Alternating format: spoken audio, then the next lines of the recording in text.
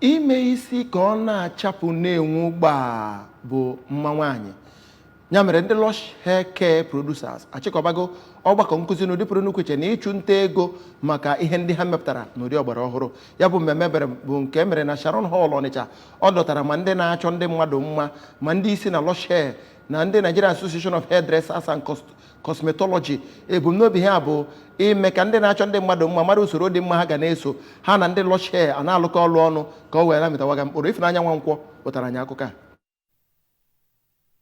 Ya bụ mmemme nke hiriru na Sharon Hall Ọnịcha bụ nke dọtara ọtụtụ ndị na-emegasị isi nakwa ndị otu Lush, tinyere otu jikọtara ndị na-eme isi nakwa ndị ọchọmma nke nwa bekee kpọrọ Nigerian Association of Hairdressers and Cosmetology Lush NASHCO n'afa mkpirisi bekee, bụ nke mbunuche ya bụ ịkụziri ndị a na-emegasị isi ụzọ doro anya ha ga-agbaso oge ha ga-eji ya bụ akụrụngwa Lush wee na-arụ ọrụ iji nweta mbunuche nakwazi nlegara anya ha. N'okwu ya na ya bụ mmemme, NASHCO National Secretary Maazị Godwin Akpobira bụ nnọọ onye mere ka amatara ya bụ mmemme bụ ohere iji gosipụta ya bụ akụrụngwa ha rụpụtara ọhụụ, inwe ezi mmekọrịta na-agbata ha na ndị na-emega isi na ndị ọlụ a. National President nke otu Lush, Oriakụ Ifeoma Okeke, mere ka amata na akụrụngwa Lush bụ nnọọ ọpụrụ iche ma bụrụ nke na-echekwaba ntutu mmadụ n'ihi na ọ dịghị anabata mgbaji maọbụ ịgbakọ ma bụrụzie nke bukpo n'oyoyo n'ime isi ka o ghee nke ọma ma dị mma ile anya. Onye ọbụla chọrọ imezi isi ụmụ nwaanyị ha bịaba jee emeru Lush wee na-eme isi Lush hair wee na-arịtọchị isi. Lush ada agba ọkụ n'isi, Lush ada afụ ụfụ. Onye si na ngalaba azụmahịa nke ụlọ ọrụ Lush, Oriakụ Bridget Elue, mere ka amata na akụrụngwa Lush bụ ọkaibe nke dabara onye ọbụla na-eme isi iji wee na-arụ ọrụ.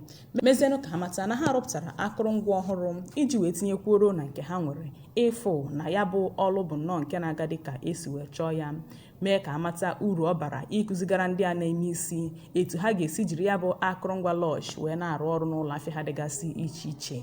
Oriakụ Elue gụpụtagasịrị akụrụngwa dịgasị iche iche ha nwere nke gụnyere 4-in-1 relaxer ha rụpụtara nke a na-ekwu na nweghị nke dịka ya, nke nwere akụrụngwa ha kpọrọ cream, activator, neutralizing shampoo nakwa deep conditioner. Nwekwazi akụrụngwa ndị ọzọ ha nwegasịrị dịka crochet nakwa ọgwụ eji edosiga ntutu.